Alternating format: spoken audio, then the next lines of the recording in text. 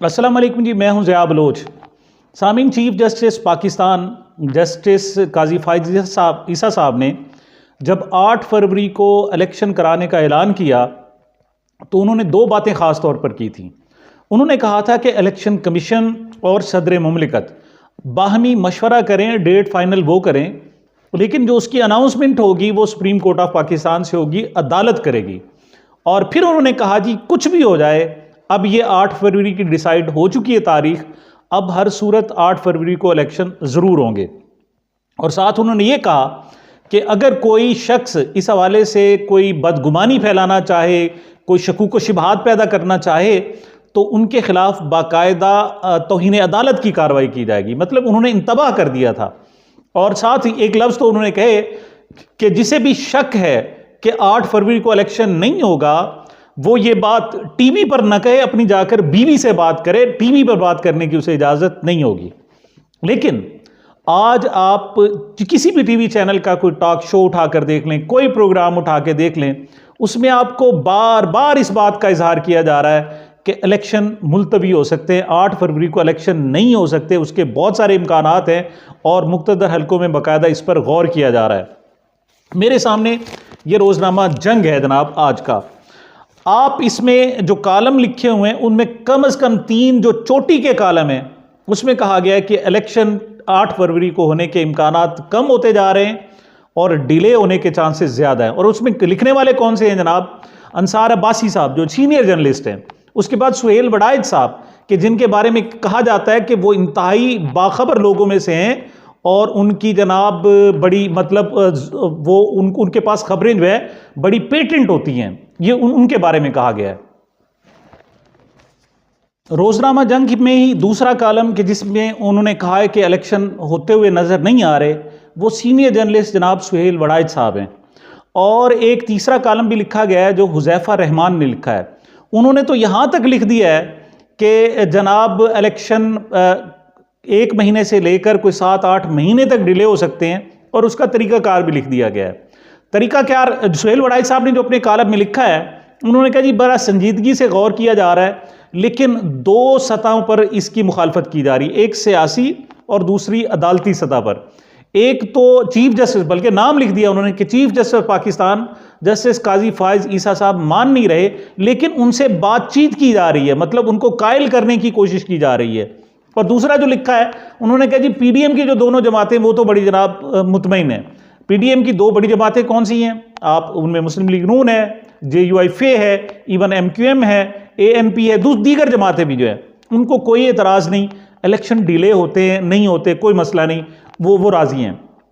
इस वक्त अगर उन्हें कोई सियासी मुखालफत का थोड़ा बहुत सामना करना पड़ रहा है तो उनके ख्याल में जनाब ये है पीपल्स पार्टी, उनकी तरफ से जनाब इस हवाले से थोड़ी सी मुखालफत का सामना करना पड़ सकता है, लेकिन उसको भी मैनेज किया जा सकता है। अच्छा, ये तो उन्होंने लिखा, लेकिन उनका कहना यह है कि आपको कम से कम खिलाड़ी को मैनेज करना, खिलाड़ी का क्या करना पड़ेगा। मतलब उनका जो उन्वान है वो भी आप देखें, सुहेल वड़ाइच साहब के जो कॉलम का उन्वान है वो यही है कि खिलाड़ी का क्या करना है, आपने खिलाड़ी का क्या करना है, ये उनका उन्वान है।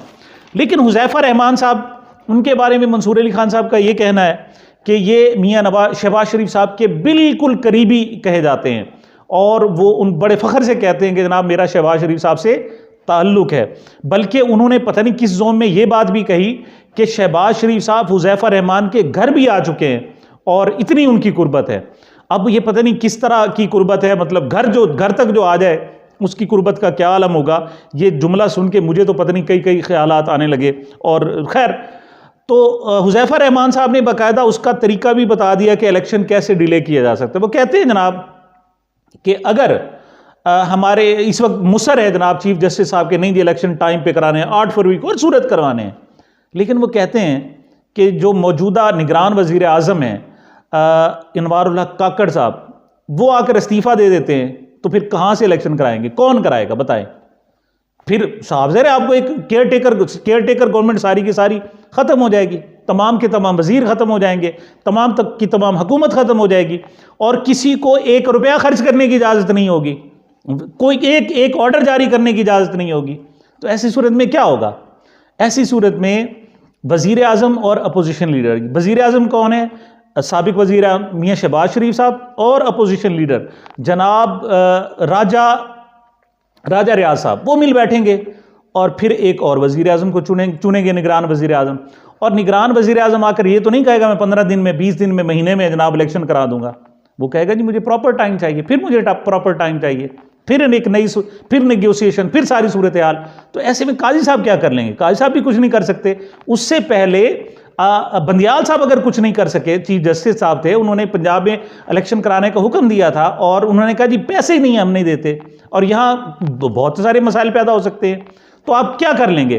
तो जनाब सूरत हाल ये है कि बाकायदा आगे तरीका भी बता दिया गया है कि अगर वज़ीर आज़म साहब इस्तीफ़ा दे दें और उनकी जगह नया वज़ीर आज़म लाना पड़े तो नई हुकूमत के लिए मुमकिन ही नहीं होगा कि जनाब इस टाइम फ्रेम में वो इलेक्शन करा सकें। लिहाजा इसको निगोशिएशन से कहा जा रहा है और कायल किया जा रहा है जो मुखालफत करने वाले हैं कि आप हमारी बात माने क्योंकि हमारी ज़रूरत है। अच्छा, उसकी वजह क्या है जनाब? ज़रूरत क्या है? ज़रूरत यह है कि तमाम तर जुल्म के बावजूद, तमाम तर गैर जमहूरी हथकंडों के बावजूद, तमाम तर फाशिज्म के बावजूद, तमाम तर ज्यादतियों के बावजूद, तमाम तर नंगेपन के बावजूद खिलाड़ी है कि कंट्रोल नहीं हो रहा। खिलाड़ी का क्या करना है? असल मसला यह है कि खिलाड़ी क्या करना है। जितने भी सर्वेज आ रहे हैं उनमें जनाब सूरत हाल ये है कि 68 से 70%, 75% जनाब उनका कहना यह है कि यह सूरत हाल होगी। अच्छा, आज जो अंसार अब्बासी साहब ने कॉलम लिखा है उसमें यही उन्होंने कहा है। उन्होंने कहा जी अगरचे दावा किया जा रहा है कि हम मैनेज कर लेंगे जनाब। राजा रियाज साहब भी कहते हैं कि जनाब उनकी हमने कमर तोड़ दी है पीटीआई की, और इस काबिल नहीं है कि वो इलेक्शन कैंडिडेट खड़े कर सके, और होंगे भी सही तो नए होंगे, उनके पास पैसे नहीं होंगे, उनके पास तजर्बा नहीं होगा, उनके पास वक्त नहीं होगा, और वो इलेक्शन में ज़्यादा सीटें नहीं ले सकेंगे। लेकिन अंसार अब्बासी साहब कहते हैं लेकिन बिल फर्ज अगर ऐसा ना हुआ और उन्होंने आपको जनाब सरप्राइज दे दिया और लोग बाहर निकल आए तो फिर क्या करेंगे? फिर आपके पास क्या रद्द अमल होगा? उसका कोई जवाब नहीं है। अब जनाब सोचा जा रहा है, और सुहेल वड़ाई साहब क्या कहते हैं? वो कहते हैं जी कौन कौन? वज़ीर आज़म अनवारुल हक काकड़ साहब, army chief general Syed Asim Munir साहब, वज़ीर आला पंजाब मोहसिन नकवी साहब और दीगर रहनुमा इस वक्त गोल्फ यानी अरब ममालिक के जो दौरे हैं वो कर रहे हैं, उनके विजिट पर चले गए हैं, और उनको उम्मीद वहाँ से ये है कि 30 से 100 अरब डॉलर की मुमकिना तौर पर सरमायाकारी हो सकती है। और ये मैं समझता हूँ बहुत बड़ी ह्यूज अमाउंट है।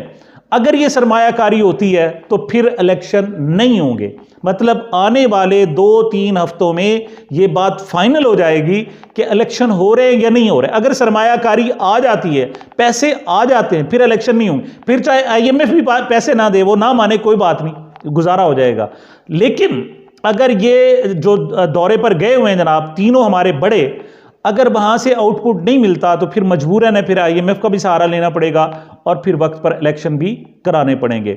अच्छा, और अगर फर्ज करें अब वहाँ से पैसे नहीं भी मिलते तो फिर भी 1 महीने के लिए कम से कम इसको लाजमी डिले कराया जा सकता है, और वो है मौसम के खैबर पख्तूनख्वा में और बलूचिस्तान में जनाब मौसमी सूरत हाल ऐसी है कि इलेक्शन नहीं हो सकते। उसके लिए क्या करेंगे? 2 तरीके हैं। खैबर पख्तूनख्वा और बलूचिस्तान में इलेक्शन पोस्टपोन कर दिए जाएंगे, 1 महीने बाद कराएंगे, बाकी सूबों में करा लेते हैं और बाकी वहां नहीं कराते, मतलब एक ये सूरत भी। लेकिन वो कहते नहीं, ऐसा नहीं हो सकता, जो कौमी असम्बली के हैं वो इलेक्शन कराने पड़ेंगे। तो ऐसी सूरत में जनाब फिर यही सोचा जा रहा है कि इसको मौसम की बुनियाद पर डिले कर दिया जाए और किसी न किसी तरीके से इनको कायल कर लिया जाए, जो इस वक्त नहीं चाहते कि इस वक्त तक अभी तक बकौल सुहेल वड़ाई साहब के जो PTI का सियासी उभार है उसका तदारुक नहीं किया जा सका। मतलब लफ्ज़ उन्होंने कैसे इस्तेमाल किए। लिहाजा जनाब इस वक्त चले जा रहे हैं मामलात, जो हमारे इस वक्त निगरान हुकूमतें ताकतवर हल्के हैं वो मुसलसल मतलब झूठ पे झूठ भी बोले जा रहे हैं। निगरान वज़ीर आज़म साहब ने 12 का उनसे कहा गया कि यहाँ जनाब लेवल प्लेइंग फील्ड नहीं है। वो कहते हैं नहीं जी हम तो सारी सियासी जमात, मतलब हर शख्स चीख रहा है, लेकिन कहते हैं नहीं मैं तो इनको ज़्यादा तवज्जो नहीं देता, मैं इस पर तवज्जो ही नहीं देता। मतलब उनका मौक़िफ़ इस किस्म का है। और आगे अगली बात देखें कि सेनेट में जो कायदे ईमान नामजद किया उन्होंने इसहाक डार साहब को किया है। हालांकि इसहाक डार साहब की कोई तुक नहीं बनता।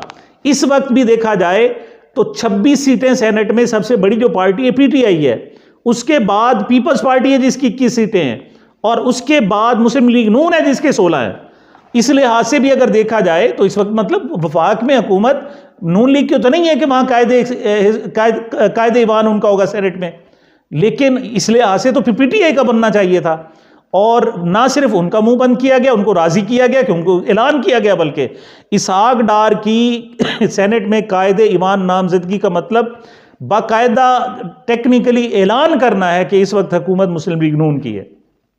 और दूसरी तरफ सलीम मांडवी वाला को सेनेट में चीफ व्हिप बना दिया गया है और वजीर ममलिकत के बराबर उनको ओहदा दिया है, और वो इस वक्त बाकायदा ओहदेदार हैं पीपल्स पार्टी के। मतलब इस तरीके से बंदरबाट की जा रही है। और उनसे पूछा जाता है कि जनाब लेवल प्लेइंग फील्ड, वो कहते हैं ये तो सारी बातें हो रही हैं, लोग इनका मजाक उड़ा रहे हैं, लोग इन पर जनाब कह रहे हैं कि किस किस्म की हरकतें तुम कर रहे हो। कोई थोड़ा नाम के लिए जनाब कह देता है कि नहीं जी हम बड़े न्यूट्रल हैं, कोई छोटा नाम के लिए जनाब को छोटा मोटा एक्शन ले लिया जाता है। सूरत हाल ये है कि मरियम औरंगजेब साहिबा के वारंट गिरफ्तारी जारी हुए और नाकाबिल जमानत वारंट गिरफ्तारी अदालत से कि उन्होंने रियासत के खिलाफ बातें की हैं, और एक तरफ वारंट गिरफ्तारी और आज वो इस्लामाबाद हाई कोर्ट में पूरे प्रोटोकॉल्स के साथ मियां नवाज शरीफ के साथ सिक्योरिटी में वहां गई, अदालत में बैठी और उनको कोई पूछने वाला नहीं था। हालांकि जब यही अदालत पेश ना होने पर इमरान खान के वारंट जारी हुए थे तो धावा बोल दिया गया था जमान पार्क में, और फिर नतीजतन 24 से 36 घंटे तक ऐसे जंग की कैफियत रही थी जिसमें जनाब पेट्रोल बम भी बरामद किए गए थे।